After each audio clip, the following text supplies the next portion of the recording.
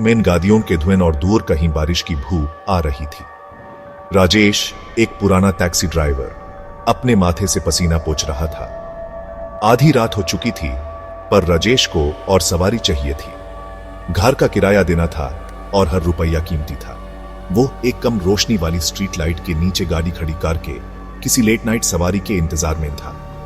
Minute धीमे धीमे बीत रहे थे। राजेश अब घर जाने ही वाला था कि तभी धुआं से एक आदमी निकला। एक लंबा पतला आदमी उसकी टैक्सी की तरफ आया। डिफेंस कॉलोनी प्लीज, आदमी ने धीरे से कहा। राजेश ने हाथ में सर हिलाया।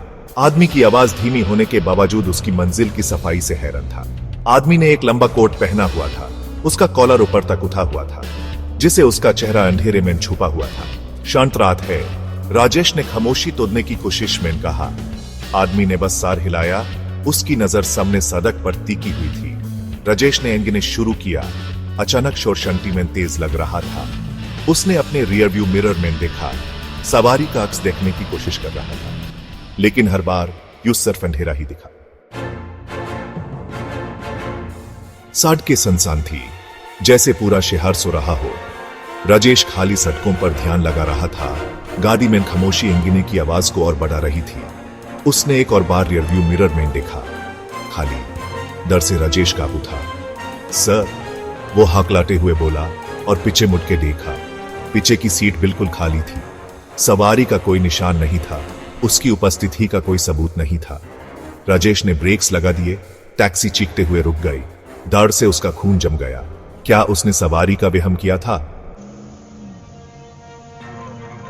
कांपते हुए राजेश गायब हुए सवारी के बताए एड्रेस पर गाड़ी ले गया। यह एक पुरानी अपार्टमेंट बिल्डिंग थी, जो एक अजीब खामोशी में डूबी हुई थी। वो बिल्डिंग की तरफ चला। हर कदम पिछले से भारी होता जा रहा था। राजेश के आने से एक बूढ़ा चौकीदार चौंक गया। उसने एड्रेस पहचान लिया। यह मिस्टर अरुण मेहरा का घर है, चौकीदार ने कहा। 1 साल पहले यहीं मर गए थे। एक भयानक एक्सीडेंट, लोग कहते हैं। चौकीदार के शब्द राजेश पर बिजली की तारा गिरे। मिस्टर मेहरा, वो सवारी, लेकिन ये एड्रेस क्यों? जैसे ही उस समझ आया, उसकी रीढ़ की हड्डी में ठंडक दौड़ गई। अरुण मेहरा अपनी मौत की जगह